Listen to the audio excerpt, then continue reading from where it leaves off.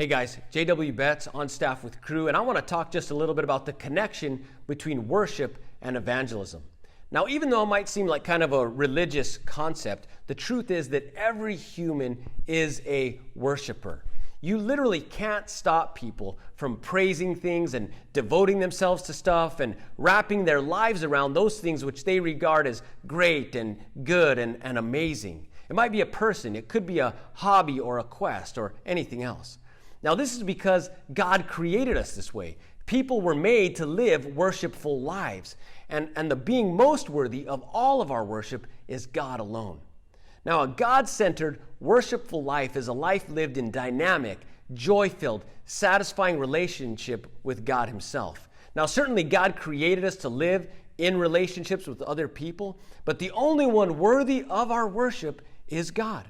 And to live in close communion with Him is to live a life that we say is glorifying to God. Now, the Apostle Paul famously said, whether you eat or drink or whatever you do it all for the glory of God. And we believe that truly worshiping Him means enjoying God in and through every area of our lives.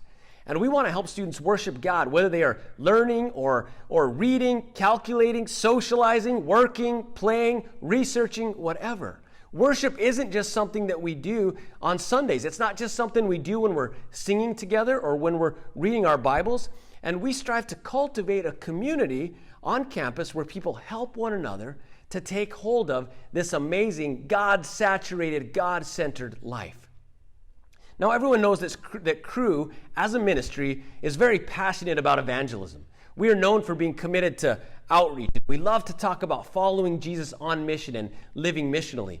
And I love the word evangelism because it's a transliteration of the Greek word evangelion, which means good news proclaimed. And of course, when we're talking about the best good news ever, the good news about who God is and how God in Christ made the way for us to be set free from sin and reconciled into a right relationship with the God of the universe. But I think it's important to point out that evangelism is basically praise and worship. It's a verbal articulation of the greatness and the grace of God. It's a Jesus-centered, worshipful exclamation that is heard by people who don't yet know Christ. We say that evangelism is worship that's overheard. And because this is true, the primary way for anyone to develop into an effective or successful evangelist is to grow as a worshiper of God. When you really love something or appreciate something, or you're genuinely inspired by something, you're going to talk about it with others. Now, some people are more talkative and some people are less talkative. Some people have big social networks and some people hang with a smaller group of friends. But however you're wired, when you get really into something, you feel excited about something, you're going to talk about it with the people who are close to you, the people who you care about. In fact, some people argue that something isn't completely enjoyed until it's shared with somebody else. Now, if we don't truly love and enjoy God, we wouldn't talk to our friends about Him.